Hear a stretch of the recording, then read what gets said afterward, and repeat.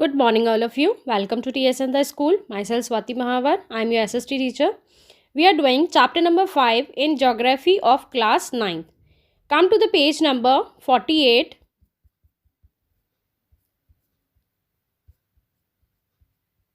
Come to the page number 47. Okay. Now the type of forest is montane forest. हमने last क्या पढ़ा था? Last जो type of forest हमने पढ़ा था वो था thorn forest and scrubs. Now today we start with the forest montane forest. In mountainous areas, the decrease in temperature with increasing altitude leads to the corresponding change in natural vegetation. Mountainous area की अगर हम बात करते हैं तो वहाँ पर temperature क्या हो जाता है, कम हो जाता है, और एल्टीट्यूड क्या हो जाता है, इंक्रीज़ हो जाता है. क्योंकि माउंटेन एरिया आ गया तो उसकी हाइट क्या हो जाएगी, इंक्रीज़ हो जाएगी. हाइट इंक्रीज़ होने की वजह से टेम्परेचर डाउन चला जाएगा, जिसकी वजह से वहाँ पर जो नेचुरल वेजिटेशन होता है उस नेचुरल वेजिटेशन के अंदर चेंजेस आते हैं. As such there is succession of natural vegetation belt in the same order as we see from the tropical to the tundra region. और यहाँ पर जो हमें नेचुरल वेजिटेशन देखने को मिलता है वो बिल्कुल सेम वैसे ही मिलता है जैसा कि हमें ट्रॉपिकल और टुंड्रा रीजन में देखने को मिलता है. Now the wet temperate type of forest are found between a height of 1000 and 2000 meters. अब यहाँ का जो टेम्परेट टाइप ऑफ फॉरेस्ट है उसकी हाइट कितनी रहती है, 1000 से 2000 मीटर्स तक. Evergreen broad leaf trees such as oaks and chestnuts predominate. अब यहाँ पर लीफ जो रहती है वो ब्रॉड रहती है, ठीक है. और कौन से प्लांट्स मिलते हैं हमें यहाँ पे, oaks and chestnut. Between 1500 and 3000 meters, temperate forest containing coniferous trees. अब 1500 से लेके 3000 मीटर तक की दायरे के अंदर हमें यहाँ पर कैनिफेरस ट्रीज मिलते हैं, जैसे कि pine, deodar, silver, fir, spruce, cedar etcetera. These forests cover mostly the southern slope of the Himalayas. अब ये जो फॉरेस्ट है वो कौन सा एरिया कवर करते हैं, the southern slopes of the Himalayas. Places having high altitude in southern and north east India. ठीक है, यहाँ पर जो जगह है वो कहाँ आती है, जहाँ एल्टीट्यूड हाई होता है, in the southern and north east India part. At higher elevations temperate grasslands are common. ठीक है, हायर एलिवेशन, अगर हम हायर से हायर जाते हैं प्लेस पर तो वहाँ पर जो टेम्परेट ग्रासलैंड है वो हमें देखने को मिलती है, लंबी लंबी जो घासें होती है वो.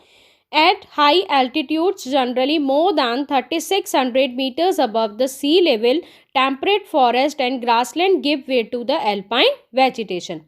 3600 की अगर हम बात करते हैं, 3600 मीटर्स से अबव सी लेवल पर, यानी कि सी लेवल से 3600 मीटर अबव की अगर हम बात करते हैं तो वहाँ पर टेम्परेट फॉरेस्ट और जो ग्रासलैंड है वो किस तरह का वेजिटेशन बनाते हैं, एल्पाइन वेजिटेशन बनाते हैं.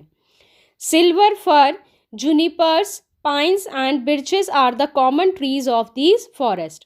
अब इन फॉरेस्ट के कॉमन टाइप्स ऑफ प्लांट्स कौन से हैं, silver, fir, junipers, pines and birches. However they get progressively stunted as they approach the snow line. अब ये जो प्लांट्स होते हैं उसके ऊपर एक क्या बनी हुई होती है, स्नो लाइन बनी हुई होती है, क्योंकि ये प्लांट्स क्या होते हैं, बहुत ज़्यादा हाइट के होते हैं, जैसे क्रिसमस ट्री होता है ना उस तरह के होते हैं. तो बर्फ़ यहाँ पर इतना ठंडा रहता है, इतना कोल्ड एरिया ये रहता है कि यहाँ पर इन ट्रीज़ के ऊपर क्या जम जाती है, एक बर्फ़ जम जाती है.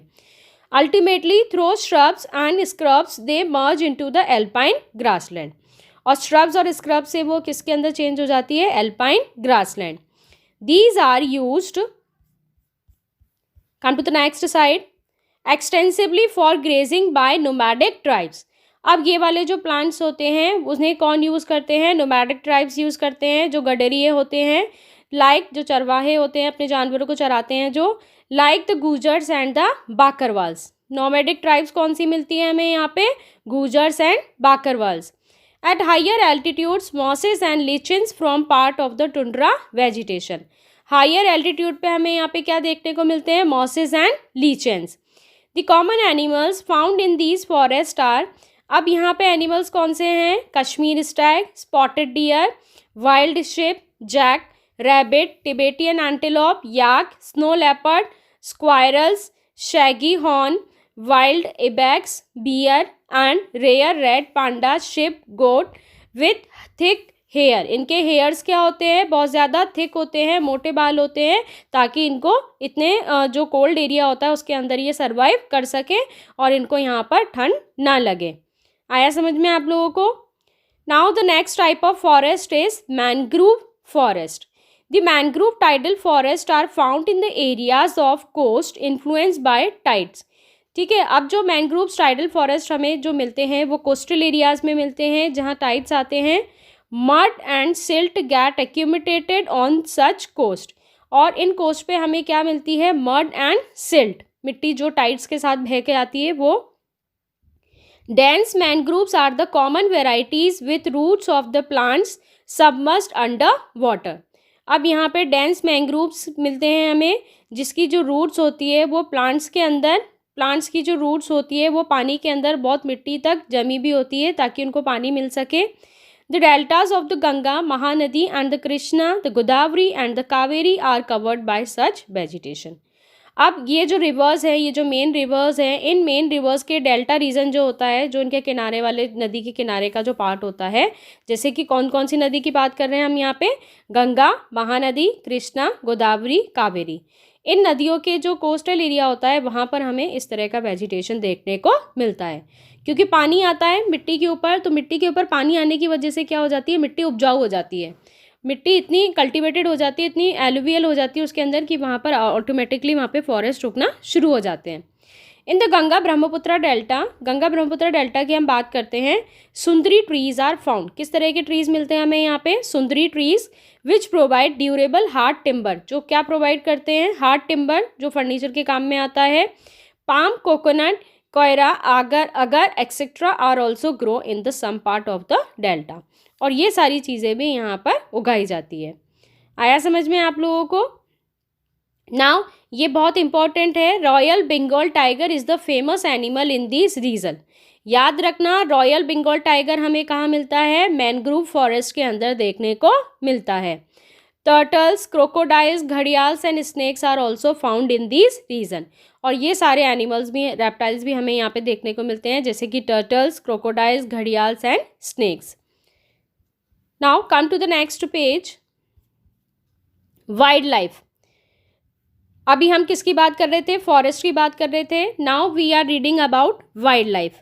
Like its flora, India is also rich in its fauna. जैसे फ्लोरा है इंडिया के अंदर वाइड एक्सटेंडेड, वैसे ही उसी तरीके से फौना भी यहाँ पर बहुत एक्सटेंडेड अमाउंट में अवेलेबल है। It has approximately 90,000 animal species. First video के फर्स्ट पार्ट के अंदर मैंने आप लोगों को बताया था कि 90,000 एनिमल स्पीशीज़ है इंडिया में।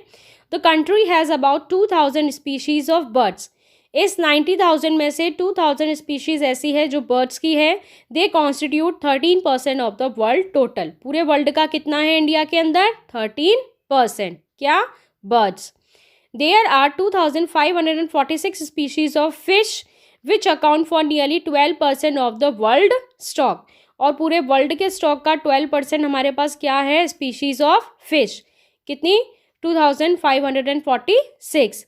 It also shares between 5 and 8% of the world's amphibians, reptiles and mammals. Amphibians, reptiles और mammals यहाँ पर कितने हैं, 5 से 8%। Next, the elephants are the most majestic animal amongst the mammals. सभी mammals में सबसे ज़्यादा जो majestic, सबसे ज़्यादा जो superior animal माना जाता है वो क्या है, elephant. They are found in the hot wet forest of Assam, Karnataka and Kerala. कहाँ मिलते हैं ये हमें, असम, कर्नाटक और केरला में। One horn rhinoceros are the other animals. One horn rhinoceros हैं वो दूसरे एनिमल हैं which live in swampy and marshy land of Assam and West Bengal. पहले मैंने आप लोगों को बताया था सेकंड वीडियो के अंदर, सेकंड पार्ट के अंदर, कि वन हॉर्न राइनोसोर्स हमें कहाँ देखने को मिलते हैं, Assam and West Bengal. Arid areas of Rann of Kutch and the Thar desert are the habitat for wild asses and camels respectively. अब जो एरिड एरिया हैं, जैसे कि रन ऑफ कच्छ की हम बात करते हैं, थार डेजर्ट की अगर हम बात करते हैं, तो वहाँ पर वाइल्ड एस और कैमल्स हमें देखने को मिलते हैं। Indian bison, nilgai, chousingha, gazelle and different species of deer are some other animals found in India.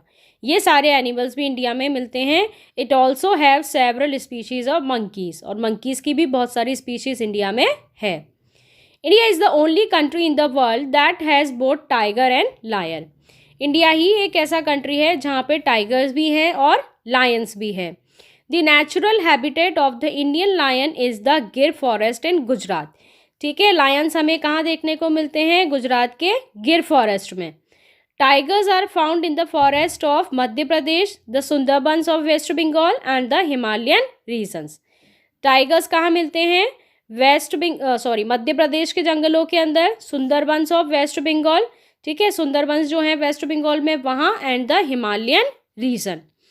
Leopards too are members of cat family.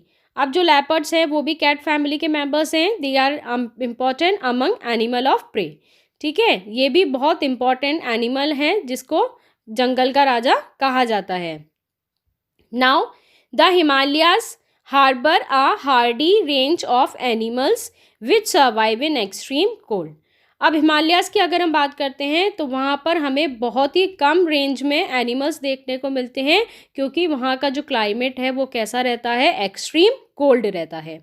लद्दाख्स freezing high altitudes are a home to yak, the shaggy horned wild ox weighing around 1 ton.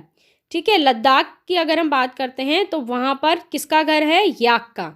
ठीक है, Shaggy horned wild aux होते हैं जिसके बहुत सारे वो होते हैं ना, सींग, 12 सिंगा जिसे कहते हैं। वेइंग अराउंड 1 टन, जिसका वेट कितना होता है? Around 1 ton. The Tibetan antelope, the बड़ाल, wild sheep and the kiang, ये सारे एनिमल्स भी हमें यहाँ हिमालय रीजन के अंदर देखने को मिलते हैं। Furthermore the ibex, bear, snow leopard and the rare red panda are found in certain pockets. ठीक है, कुछ ऐसे एनिमल्स भी हमें यहाँ पर मिलते हैं। आप लोगों को लर्न करना पड़ेगा एरिया वाइज कि किस एरिया में कितने एनिमल्स हैं। जैसे 4 to 5 एनिमल्स के नेम याद कर लेना कि इस फॉरेस्ट के अंदर ये 4-5 एनिमल्स मिलते हैं। In the rivers, lakes and coastal areas, turtles, crocodiles and gharials are found. Rivers, lakes और कोस्टल एरिया की अगर हम बात करते हैं तो वहाँ पर हमें क्या मिलते हैं? Turtles, crocodiles and gharials. Okay, the latter is the only representative of a variety of crocodile found in world today। बहुत सारे क्रोकोडाइल जो हैं, वैरायटी ऑफ क्रोकोडाइल्स जो हैं वो पूरे वर्ल्ड के अंदर हमें आज देखने को मिलते हैं। ये आपका 3rd पार्ट कंप्लीट हो गया इस चैप्टर का। इसके आगे का चैप्टर हम 4th पार्ट में कंटिन्यू करेंगे। Okay, thanks for watching and stay home, stay safe.